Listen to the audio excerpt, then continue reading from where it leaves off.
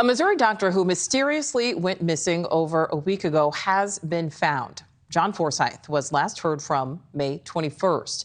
Well, his body was discovered at a lake in Arkansas with no apparent signs of foul play. That's according to investigators. But his family, they're not buying it. In addition to being an ER physician, Forsyth was also a co-founder of a crypto company. His sudden death now joining the ranks of other crypto kings, look at this, who met untimely deaths. Since November, 7 moguls from around the world have all died under mysterious circumstances. Joseph Scott Morgan is a forensic analyst and distinguished scholar at Jacksonville State University. Joseph, thank you so much for being with us. So Thanks for having me. Death, there's really very little information being released in this case. All we know is Forsyth was an ER doctor. He was found dead from a gunshot wound, but his family insists this was not a suicide. Investigators, though, saying, no signs of foul play. Why do you think investigators seem to be keeping the cards so close to the vest? Well, for one, by the way, thanks for having me, Nichole. So good to see you. When you think about it, they have yet to, according to the authorities, have yet to complete the autopsy. And sometimes you don't know what that really means. Are you saying that you're waiting on toxicology to come back, or are you looking for more eyes on the case? Are they going to have someone else review the case before they release their final findings? The first suspicion, however, has been that this might be self-inflicted, but there's no indication at this point in time that they're going to release that information. I've worked, I'll have to say, first off, let me kind of frame this. His body was found in Beaver Lake. And let me throw this number out to you, and folks at home can kind of assess this. This lake, Nichole, has roughly 480 miles of shoreline. Just let that sink in, and it's rugged.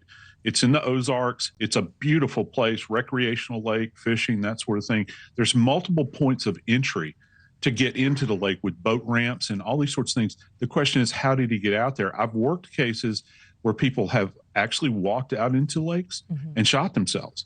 And so when you're trying to find a weapon, for instance, if it is self-inflicted, that's a really, really difficult ask on the part of the investigators to, try to find it, because here's what you're contending with. You have an individual that has taken their life, perhaps, and there's a high probability, depending upon dam release and all those sorts of things with the current, the body may have floated away from where the initial event took place. Yeah, that's very true. And of course, someone taking their own life, many times very difficult, for families to come to terms with that, understandably.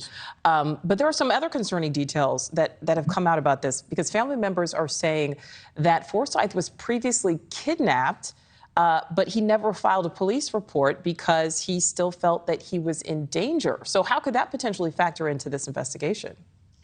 Yeah, if you continue on with this thread about the crypto involvement here, it is kind of ominous, isn't it? You begin to think about that, the potential that might be out there. Maybe he was in fear of his life.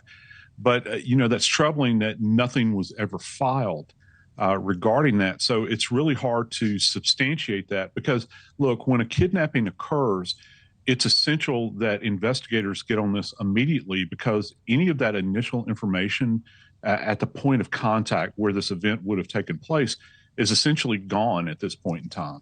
Unless, you have some kind of cellular device or CCTV information that could back this supposition up, that can be kind of difficult. And so the fact that has been put out there, I think it's significant. But again, the trail would have gone cold to a great degree by this time. We don't know how long ago this happened. And last question for you, Joseph. You mentioned the crypto portion of this. We also mentioned it in the intro to this, but we know that Dr. Forsyth and his brother, found success in cryptocurrency. But yet, in the beginning of this, we saw that long list of crypto moguls who have died under some pretty mysterious circumstances, and that's just since November. Do you think investigators are potentially probing that as part of a potential larger trend? Is it some type of crypto curse?